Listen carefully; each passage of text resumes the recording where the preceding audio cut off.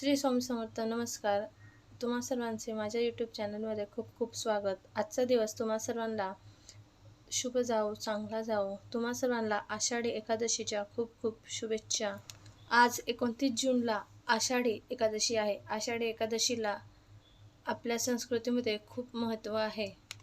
वर्षातील 24 एकादशीमधील सर्वात मोठी एकादशी म्हणजे आषाढी एकादशी. वर्षात येणाऱ्या 24 एकादशीमध्ये आपण कोणतंच एकादशी धरली नाही, पण वर्षातून ही जरी एक सर्वात मोठी एकादशी आषाढी एकादशी आपण धरली, याचा उपवास केला, मनोभावे उपवास केला, तर याचं पूर्ण फळ आपल्याला नक्की मिळतं. आज म्हणजेच आषाढी एकादशीला लाखो करोडो भाविक वारकरी हे विठुरायाच्या दर्शनाला पंढरपूरला जात असतात. हा दिवस, हा क्षण बघण्यासारखा असतो. वारकरींचं माहेरघर म्हणजेच पंढरपूर. तसेच हा दिवस भगवान विष्णूंसाठी अतिशय प्रिय मानला जातो. हा दिवस आषाढी एकादशी भगवान विष्णूंना समर्पित केली जाते. त्यामुळे आज आपल्याला एक उपाय करायचा आहे. हा उपाय जर तुम्ही आज आषाढी एकादशीच्या दिवशी केला तर तुमचं नक्की भाग्य उजळेल. आता तुम्ही म्हणशाल, कष्ट न करता भाग्य कसं काय उजळेल? तर आपल्याला कष्टसुद्धा करायचं आहे, तेव्हाच आपल्याला भाग्य मिळेल, तेव्हाच आपल्याला देवाची साथ मिळेल. कष्ट न करता आणि जर तुम्ही असे उपाय केले तर याचा बिलकुल उपयोग होणार नाही. पण ज्याला कष्टसुद्धा करताय पण त्याचा उपयोग होत नाही, त्यांनी हा उपाय जरूर करा. तुम्हाला यश नक्की मिळेल. परमेश्वराचा आशीर्वादासोबत आपल्याला कष्टसुद्धा करणे आवश्यक असते. त्यामुळे कष्ट आणि परमेश्वराची सेवा ही दोघी महत्त्वाची आहे. त्यामुळे आज आषाढी एकादशीच्या दिवशी एक सोपा उपाय करायचा आहे. हा उपाय तुम्ही सकाळी किंवा संध्याकाळी सुद्धा करू शकता. जर तुम्हाला सकाळी जमलं नाही तर तुम्ही संध्याकाळी लक्ष्मीच्या वेळेस घरी येते, म्हणजे दिवा लावण्याची जेव्हा वेळ होते तेव्हा हा उपाय तुम्ही करू शकतात. तर उपाय करताना एक चौरंग घ्यायची व आपल्याला पूजा मांडायची आहे. म्हणजे आपण विष्णूंचा, विठुरायाचा फोटो यावर ठेवायचा आहे, किंवा फोटो नसेल तर मूर्ती, मूर्ती नसेल तर फोटो. आपल्याला देवांची फुल व्हायची, अष्टगंध लावायचा आहे, फुलं व्हायची आहे. त्यानंतर आपल्याला या ठिकाणी तुपाचा दिवा लावायचा आहे. तूप नसेल तर तेलाचा लावला तरी चालेल. आणि सकाळी जर शक्य नसेल तर तुम्ही संध्याकाळी सूर्यास्ताच्या वेळेस ही पूजा करू शकतात, पण शक्य झालं तर सकाळीच करावी. त्यानंतर पूजा व्यवस्थित सगळी झाल्यानंतर या ठिकाणी आपल्याला लक्ष्मीला प्रिय असलेले लवंग, अखंड तांदूळ हे लक्ष्मीला प्रिय असतात.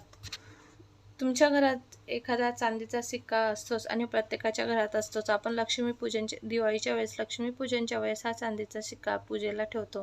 त्यामुळे प्रत्येकाच्या घरात हा चांदीचा सिक्का असतोच. आणि जर तुमच्याकडे नसेल तर तुम्ही एखादा चांदीचा तुकडा घेऊ शकतात. एखादा छोटा जरी असला तरी चालेल.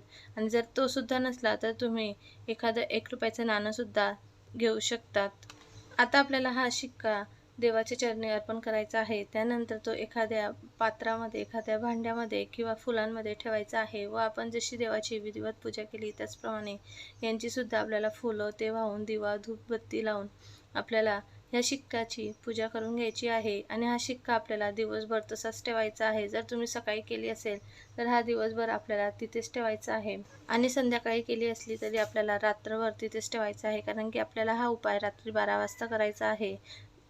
पूजा झाल्यानंतर या ठिकाणी तुम्ही लक्ष्मी मातेचा मंत्र म्हणू शकतात. तुम्हाला शक्य असेल तेवढा 16 वेळा, 108 वेळा, किंवा श्रीयुक्तचं पठण करू शकतात. विष्णू गायत्री मंत्र म्हणू शकतात.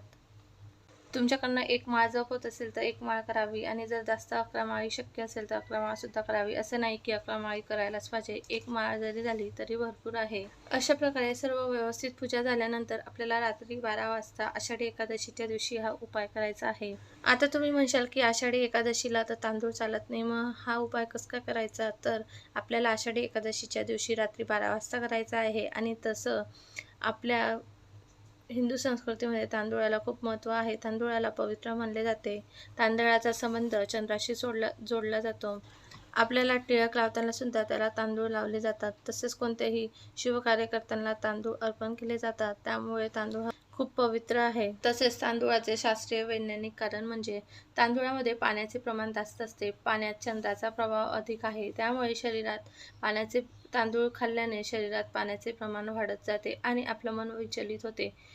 आणि मग आपण जेव्हा पूजा पाठ ते उपवास करत असतो तेव्हा नियमांमध्ये अडथळे येतात, आपल्या उपवासात अडथळे येतात. त्यामुळे या दिवशी तांदूळ खाणे टाळावे असं सांगितलेलं आहे. तांदूळ हे समृद्धीचं प्रतीक आहे आणि माता लक्ष्मीला सुद्धा तांदूळ प्रिय आहे. तसेच विष्णूंचं दुसरं रूप म्हणजे पांडुरंग, पांडुरंगाला सुद्धा तांदूळ समर्पित आहे. त्यामुळे आपल्याला आषाढी एकादशीच्या दिवशी तांदळाचा उपाय करायचा आहे. हा उपाय केल्यामुळे नक्कीच तुम्हाला फायदा होईल. तर रात्री आषाढी एकादशीच्या रात्री 12 वाजता आपल्याला तांदूळाच्या डब्यामध्ये हा शिक्का ठेवायचा आहे, किंवा तुम्ही नाणं घेतलं असेल तर नाणं ठेवायचं आहे. आपल्या घरात भरपूर प्रमाणात तांदूळ असतात आणि घरामध्ये कधीच आपल्याला तांदूळ संपू द्यायचे नसते. तांदूळ थोडेफार उरले की लगेच आपल्याला विकत आणायचे, हे लक्षात ठेवा.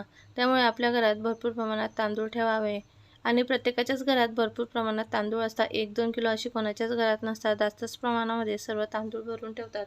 त्यामुळे आपल्याला रात्री 12 वाजता हा तांदूळाच्या डब्यामध्ये हा शिक्का ठेवायचा आहे. शिक्का किंवा नाणं तुम्ही जे पण घेतलेलं असेल ते आपल्याला तांदूळाच्या डब्यात ठेवायचं आहे आणि तांदूळाच्या डब्यात ठेवताना आपल्याला मनोभावे प्रार्थना करायची आहे. देवाचं नाव घ्यायचं आहे आणि चांगल्या भावनेने आपल्याला हा तांदूळाच्या डब्यात शिक्का ठेवायचा आहे. देवाचं नामस्मरण करायचं आहे. अशा प्रकारे आपल्याला आज आषाढी एकादशीच्या दिवशी रात्री 12 वाजता हा तांदळाचा उपयोग करायचा आहे. नक्की करून बघा. याने तुम्हाला नक्कीच फायदा होईल आणि त्यासोबत कष्टसुद्धा करा बरं का. आणि जेव्हा पण नंतर तुम्हाला कधी पण पूजा करायची असेल तर हा शिक्का हे नाणं काढून परत तुम्ही त्याची पूजा करून परत तुम्ही तांदूळाच्या डब्यात ठेवू शकतात. लक्ष्मीपूजनला सुद्धा तुम्ही हा शिक्का काढून याची पूजा करून परत तो तांदूळाच्या डब्यात ठेवून द्यायचा आहे आणि हे तांदूळ आपल्याला खायला वापरायचे आहे. शिक्का ठेवलेले तांदूळ आपल्याला रोजच्या जेवणामध्ये वापरायचे आहे. त्यामुळे आपल्याला नक्की याचा फायदा होईल. आणि जर तुमच्या डब्यामध्ये तांदूळ संपायला आले तर पूर्ण संपू द्यायचे नाही, थोडे शिल्लकच ठेवायचे आहे. आणि संपण्यात आलेले आहे असं दिसलं की लगेच आपल्याला तांदूळ हे कधीच घरामध्ये संपायला नको, ते थोडे शिल्लकच हवे. जेव्हा संपायवर आले तेव्हा लगेच आपल्याला तांदूळ आणून घ्यायचे आहे. अशा प्रकारे आपण हा आषाढी एकादशीला मनोभावे देवाची सेवा करून, देवाची प्रार्थना करून आपल्याला हा उपाय करायचा आहे. तुम्हाला याचं नक्कीच फळ मिळेल. व्हिडिओ पाहिल्याबद्दल तुमचे खूप खूप धन्यवाद.